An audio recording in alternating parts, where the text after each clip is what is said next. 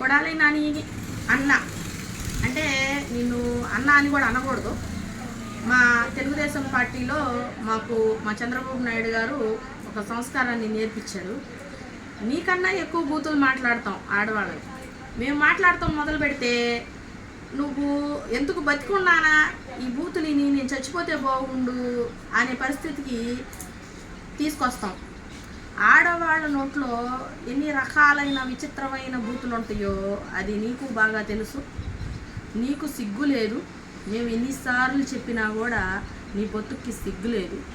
అందుకే నీలాంటి వాడిని తిడతాం కూడా వేస్ట్ అని ఉద్దేశంతో. కానీ నీకు మాట్లాడాలి కాబట్టి నిన్ను మేము ఒక క్వశ్చన్ అడుగుతాం.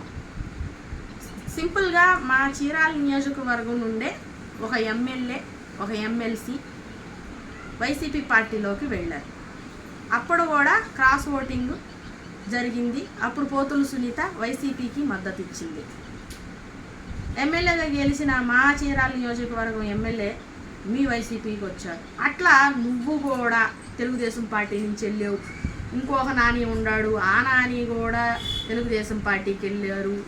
ఈ నోరు వేసుకొని బైరేగిలాగా మాట్లాడిద్ది ఒక రోజా అనే ఒక విచిత్రమైన జంతువు లాంటి ఒక మనిషి ఉంది. ఆమె కూడా టీడీపీ నుంచే వచ్చింది. ఇంకొక ఆమె చిలకలూరుపేట అంట, ఆమె రీసెంట్గా సింగిల్గా వచ్చింది. 1 టైం ఎమ్మెల్యే అయింది, సడన్గా మంత్రి కూడా అయింది. సిగ్గు లేకుండా నీ బిహేవియర్ని బట్టి నీ జగన్మోహన్ రెడ్డి నీకు ఇచ్చిన మంత్రి పదవి కూడా ఓడగొట్టి నేను మూలం కూర్చోబెట్టాడు. అయినా నీకు సిగ్గురాలా? నువ్వు చంద్రబాబు నాయుడు గారి గురించి మాట్లాడతావు. వీళ్ళందరూ తెలుగుదేశం పార్టీ నుండి వైసీపీలోకి వెళ్ళారు. మరి ఎంగిలి కూటికి ఆశపడిన మనిషి ఎవరు? చంద్రబాబు నాయుడు గారా లేదా మీ సీఎం జగన్మోహన్ రెడ్డి గారా? కరెక్ట్గా ఆలోచించి చెప్పు. ప్రజెంట్ నువ్వు అక్కడ ఉన్నావు, ఏ ఎంగిలి కూటికి ఆశపడి నువ్వు వెళ్ళావు ఆ పార్టీలోకి? ఇప్పుడు నువ్వు ఆ పార్టీలో ఉంటున్నావు అంటే నువ్వు ఎంగిలి మెతుకుల కోసం ఆశపడి వెళ్ళినట్టే కదా.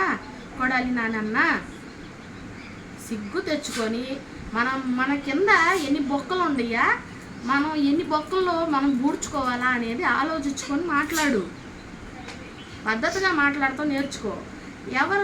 ఎవరికి బుద్ధి చెప్పారు జనం? గ్యామ్లింగ్ చేసి గెలిచారు అనుకుంటున్నారు జనాలు మిమ్మల్ని. 151 సీట్లు రా 2024లో. నీకు దమ్ముంటే ఛాలెంజ్ చేసి చెప్తా ఈసారి. ఆ వై నాట్ 175 కాదు, ఆ 151